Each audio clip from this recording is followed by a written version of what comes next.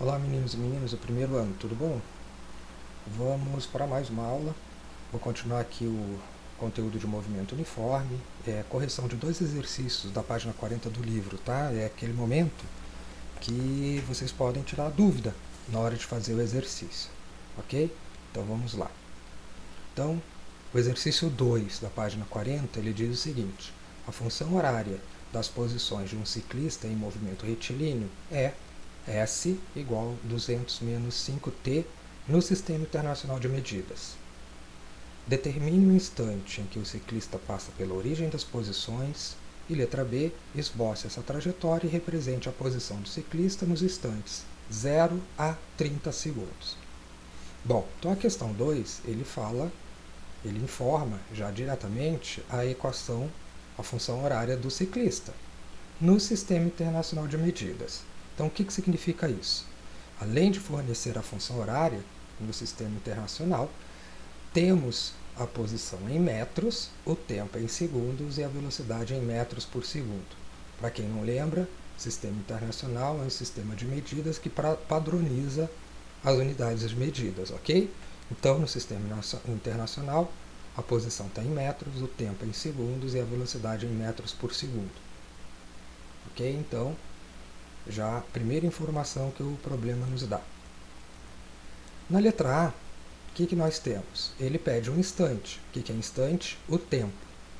O tempo que o ciclista passa pela origem das posições. Bom, numa reta numérica, quem é a origem da reta numérica? É o ponto zero.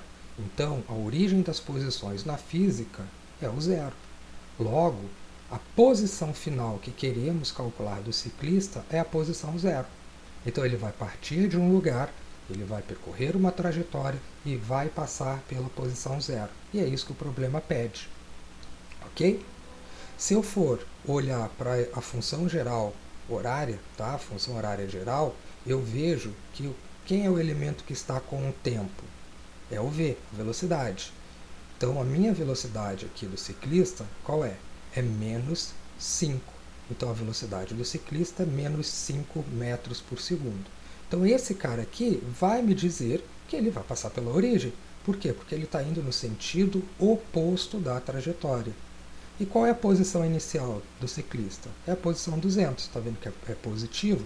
Então, ele está saindo de uma posição positiva, está andando com uma velocidade negativa, então isso quer dizer que ele está indo no sentido oposto da trajetória. E justamente é isso que ele quer. Ele quer que calculemos o tempo que ele passa pela posição zero.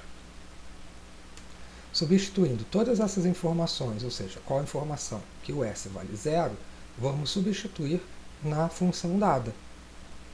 Então, está aqui a função dada, S igual a 200 menos 5t, substituindo S pelo zero, então tem 0 igual a 200 menos 5t.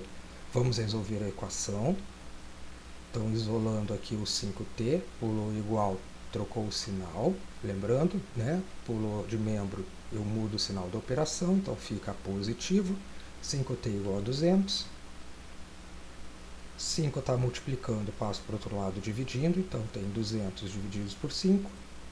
Então o tempo é de 40 segundos. 200 divididos por 5, 40. Portanto, o ciclista vai passar pela origem das posições após 40 segundos de iniciar seu movimento. Então começou o movimento dele, começou a contar o tempo. 40 segundos depois, ele vai passar pela origem das posições, ou seja, pela posição zero. Então ele está indo no sentido oposto da trajetória, porque a sua velocidade, olha lá a equação, é negativa. Ok? Vamos para a letra B.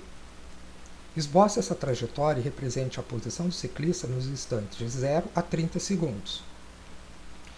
Então, para esboçar essa trajetória, vamos montar uma tabela, tá, das posições em função do tempo.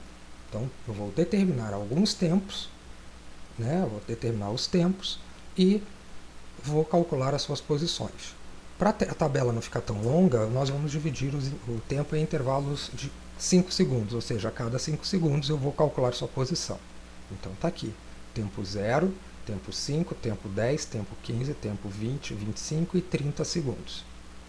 Eu tenho um tempo separado, Ok? Então, tem vários tempos. E para calcular as posições, é só substituir na função. Então, substituindo 0, temos 200 metros. Substituindo 5, temos 175 metros. Substituindo 10 metros, temos 150 metros. E assim sucessivamente. Então, utilizando essa mesma ideia, olha o nosso esboço da tabela. Tempo 0, posição 200. Tempo 5, posição 175. Tempo 10, posição 150. Tempo 15, posição 125. Tempo 20, posição 100. Tempo 25, posição 75. Tempo 30, posição 50. Ok? Então está aí o esboço da trajetória desse ciclista. Okay? Lembrando, olha o que está acontecendo com as posições, o tempo está aumentando, mas as suas posições estão se aproximando do zero. Então ele está indo no sentido oposto da trajetória. Ok? Vamos para a questão 2. Dois amigos se despedem e saem no mesmo instante de uma esquina de um cruzamento.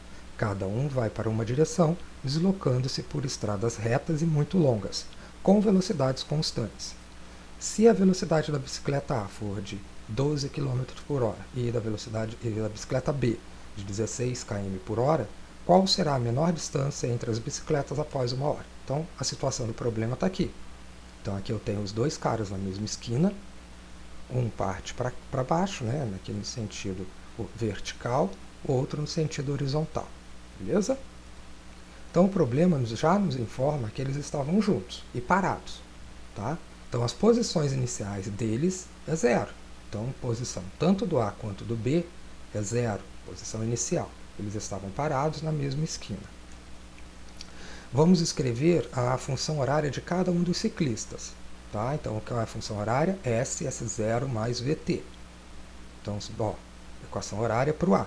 Posição final do A, posição inicial, mais velocidade do A vezes o tempo. Fazendo as substituições, lembrando que a posição inicial é 0, então temos 0 mais 12t igual a 12t. Então, posição do A igual a posição final do A é igual a 12 vezes t.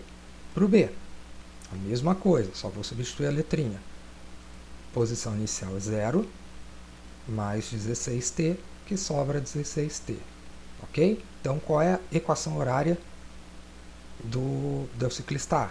12t. Do ciclista B, 16t. Então, agora vamos calcular as posições após uma hora de movimento, até porque o problema diz qual é a distância que eles percorreram em uma hora, ou seja, qual foi a distância, já que eles saíram do zero. Então, para o A, vai ser 12 vezes 1 igual a 12 km, para o B, 16 vezes 1 igual a 16 km. Isso quer dizer o quê? Que após uma hora de movimento, o A percorreu 12 km e o B percorreu 16 km. Ok? Então, aqui, o A percorreu 12 km na vertical e o B percorreu 16 km na horizontal. Mas não é isso que ele pede. Ele pede qual é a menor distância. Vamos lembrar um pouquinho da matemática. Então, está aqui um esquema do desenho. O B percorreu 16 km aqui na horizontal, o A, 12 km na vertical, um foi na horizontal, outro na vertical. Então, aqui eu tenho um ângulo reto, um ângulo de 90 graus. E a menor distância entre esses dois é uma reta, ok? Mas a reta onde? Nas suas posições. Então, o primeiro aqui percorreu 12 km, o segundo percorreu 16, aonde eles pararam, eu tracei uma reta. Que figurinha nós temos aqui? Um triângulo retângulo, onde eu tenho cateto 16, cateto 12 e queremos calcular a hipotenusa, ok? Que é a distância. Para isso, tá vendo? Um triângulo retângulo, vamos aplicar o teorema de Pitágoras. Para quem não lembra, o teorema de Pitágoras diz que o quadrado da hipotenusa é igual à soma dos quadrados dos catetos, ok? Então, fazendo aqui, o quadrado da distância é igual a 16 ao quadrado mais 12 quadrado. 256 mais 144 é igual a 400. Então, d ao quadrado é igual a 400. Para extrair a raiz quadrada de 420. Portanto, a distância entre os dois ciclistas após uma hora de movimento é de 20 km. Ok, meninos? Então, vocês vão refazer esses exercícios, vão refazer os exercícios da página 40 do livro e tentem, Quando surgirem dúvidas, vocês voltem lá na questão resolvida do livro e refaçam também, beleza? Ou qualquer coisa, manda uma mensagem lá na sala do Google, ok? Um abraço e bons estudos. Tchau!